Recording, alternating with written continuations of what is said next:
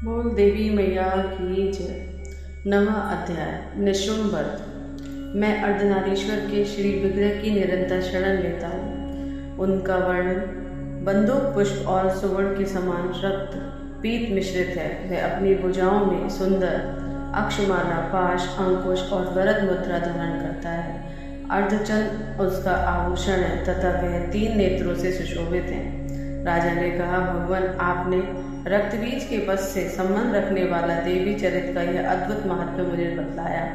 अब रक्तबीज के मारे जाने पर अत्यंत क्रोध में भरे हुए शुंभ और निशुंभ को जो कर्म किया है उसे मैं सुनना चाहता हूँ। ऋषि कहते हैं, राजन, युद्ध में रक्तबीज तथा अन्य दैत्यों के मारे जाने पर शुंभ और निशुंभ के क्रोध की सीमा न रही। अपनी विशाल सेना इस प्रकार मारी जाती देख निशुंभ अमरश में भरकर देवी की ओर दौड़ा।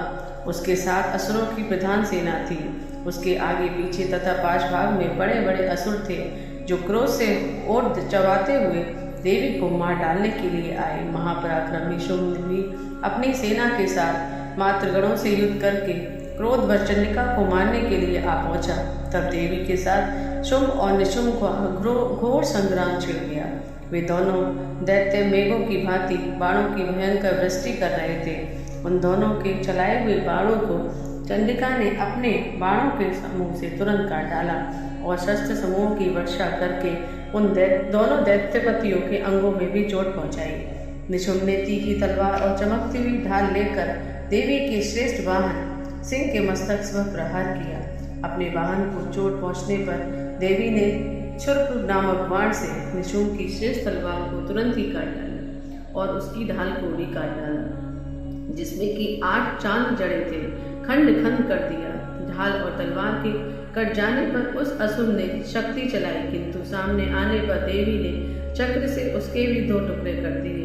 अब तो निशुंभ क्रोध से जल उठा और उस दानव ने देवी को मारने के लिए शूल उठाया, किंतु देवी ने समीप आने पर उसे भी मुक्के की मार से चूर्ण कर दिया।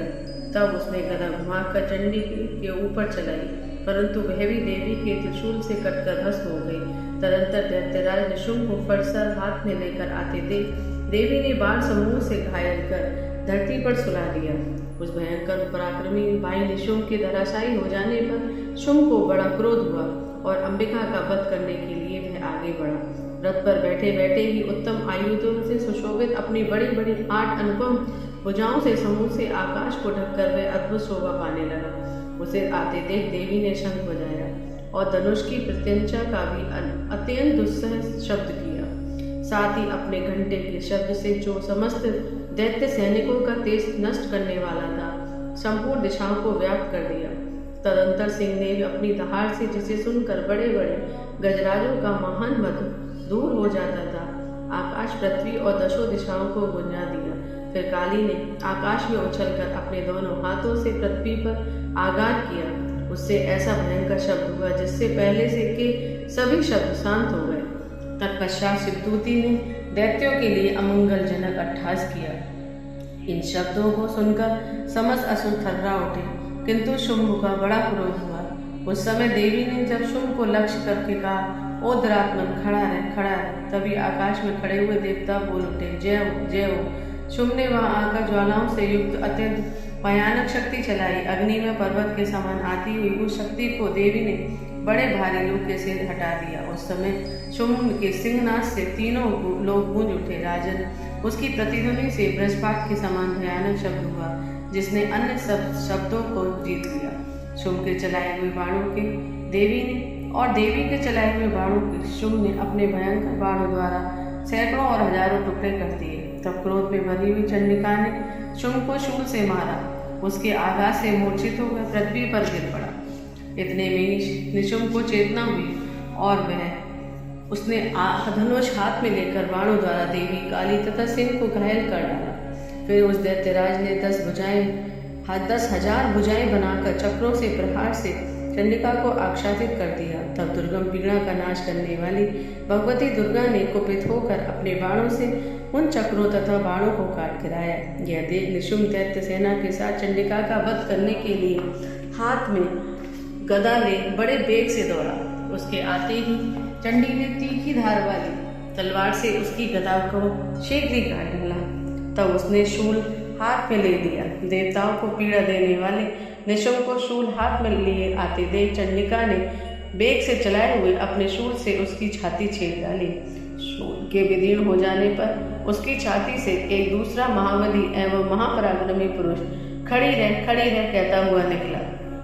उस निकलते हुए पुरुष की बात सुनकर देवी ठठाकर हंस पड़ी और खड्ग से उन्होंने उसका मस्तक काट डाला। फिर तो वह पृथ्वी पर गिर पड़ा। तदंतर सिंह अपनी डालों से असुरों की गर्दन कुचल कर खाने लगा। यह बड़ा भयंकर दृश्य था। उधर काली तथा शिवदूती ने भी अन्यान दैत्यों का भक्षण आरंभ किया। कौमारी की शक्ति से विदीर्ण होकर कितने ही महादैत्य नष्ट हो गए। ब्रह्माणी के मंत्रपूत जल से निस्तेज होकर कितने ही भाग खड़े हुए। कितने ही दैत्य महेश्वरी के त्रिशूल से छिन्न भिन्न हो धराशायी हो गए। वाराही के थुतून के आघात से कितनों का पृथ्वी पर कचूमर निकल गया। वैष्णवी ने भी अपने चक्र से दानवों के टुकड़े टुकड़े कर डाले। इंद्री के हाथ से छूटे हुए ब्रज से भी कितने ही प्राणों से हाथ धो बैठे। कुछ असुर नष्ट हो गए, कुछ उस समय महायुद्ध से भाग गए तथा कितने ही काली शिवदूती तथा सिंह के ग्रास बन गए। इस प्रकार श्री मार्कंडेय पुराण में सर्वणिक मनमंत्र की कथा के अंतर्गत देवी महात्म्य में निशुंभ वध नामक 9वां अध्याय पूरा हुआ। बोलो जय माता।